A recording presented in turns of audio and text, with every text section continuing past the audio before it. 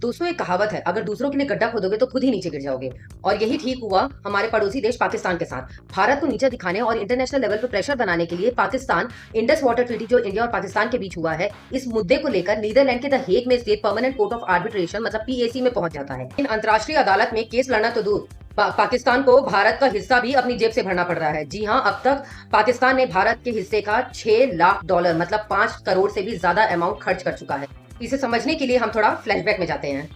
जम्मू कश्मीर में भारत दो major hydro electric projects बना रहा है। पहला है किशन गंगा प्रोजेक्ट जो किशन गंगा और नीलम नदी पर है, और दूसरा है रतले हाइड्रो इलेक्ट्रिक प्रोजेक्ट, ये चेनाब नदी पर है। पाकिस्तान का दावा था कि इस प्रोजेक्ट के डिजाइन से जो 1960 में की गई इंडस वाटर ट्रीटी है उसका उल्लंघन हो रहा है और जो पानी का बहाव है वो भी कम होगा पाकिस्तान की तरफ। इस वाटर ट्रीटी को सुलझाने का दो तरीका है। पहला स्टेप है न्यूट्रल एक्सपर्ट की नियुक्ति, मतलब तटस्थ विशेषज्ञ की नियुक्ति, और अगर वो उनसे भी ये प्रॉब्लम सॉल्व नहीं होता है तब जो है वो कोर्ट ऑफ आर्बिट्रेशन में। भारत का कहना था कि ये प्रॉब्लम का एक ही सॉल्यूशन है, वो है न्यूट्रल एक्सपर्ट, क्योंकि ये टेक्निकलिटी का मामला है जो कोई कोर्ट में नहीं सुलझेगा। अगर फिर भी हुआ तो ठीक है, नेक्स्ट स्टेप। लेकिन पाकिस्तान जो है वो जिद पे ही अड़ गया और इस केस को पीएसी यानी कोर्ट ऑफ आर्बिट्रेशन लेकर चला गया। तो भारत ने कहा कि भाई एक ही मुद्दा दो दो जगह नहीं चल सकता है, ये भी उल्लंघन है, और भारत ने खुद को इस कोर्ट से बाइकआउट कर लिया। इसके बाद अप्रैल 2025 आता है और पहलगाम का हमला आप सबको याद होगा कि किस तरीके से मासूम सिविलियंस पे आतंकवादियों ने अटैक किया था। तो भारत ने बोल दिया कि संधि और बातचीत एक साथ नहीं हो सकता, और उसके बाद खुद को कोर्ट वगैरह और जो इंडस वाटर ट्रीटी है उससे दूरी बना ली।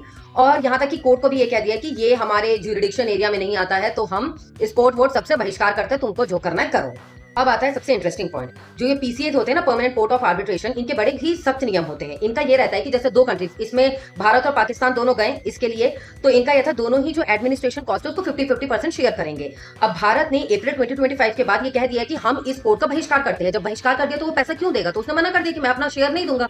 लेकिन पाकिस्तान तो जिद पे अड़ा था कि नहीं, मुझे तो करना है। अगर पाकिस्तान को ये केस कंटिन्यू करना है तो उसकी मजबूरी है कि उसको ये कॉस्ट बेयर करना पड़ेगा, मतलब अपना तो 50% देना ही पड़ेगा और भारत का भी 50% देना पड़ेगा, तभी ही ये कोर्ट इंटरनेशनल कोर्ट में ये केस जो है वो कंटिन्यू पे रहेगा। वरना बोल देंगे कि शेयर नहीं मिला, पैसा नहीं मिला, कोर्ट केस खत्म। और ये पाकिस्तान चाहता नहीं है। इस बेचारे की इसी वजह से इतनी बुरी हालत हो गई कि 5 करोड़ से ज्यादा का भुगतान बेचारा हमारा कॉस्ट कर रहा है और भारत खड़े होकर दूर से तमाशा देख रहा है, दे भाई पैसा, तुझे जो करना है कर, मैं तो ना आ रहा ना पैसा दे रहा। अब इसे 3 बड़े फायदे हुए हैं। पहला तो इकोनॉमिकली, भारत बिना कुछ पैसे खर्चा किए हुए इंटरनेशनल कोर्ट चल रहा है और दाव को बेअसर कर दिया, क्योंकि वो तो लड़ ही नहीं रहा है। दूसरा चीज ये कि भारत ने पूरी दुनिया को यह संदेश दिया कि अब ये वो पुराना भारत नहीं रहा, ये नया भारत है, और अगर इसके साथ छेड़ोगे तो तुम्हें पता है ये तुम्हें जवाब कैसे देगा। और तीसरा सबसे इंपॉर्टेंट, अंतर्राष्ट्रीय मुद्दे पर ये केस चल रहा है, पैसा पाकिस्तान खर्चा कर रहा है और इंडिया अपने दोनों प्रोजेक्ट्स पे काम कर रहा है, बड़ी अच्छी से चल रही है हमारी चीजें, तो हमें तो कोई प्रॉब्लम नहीं है। बेचारा पाकिस्तान, एक तरफ तो उसकी अर्थव्यवस्था बड़ी ही बुरी हो रखी है, उसके ऊपर से खजाना भी इस केस के चक्कर में खाली होते जा रहा है, बट अकल तो उसे फिर भी नहीं आएगी। खैर, आपका क्या कहना है कमेंट पे जरूर लिखें।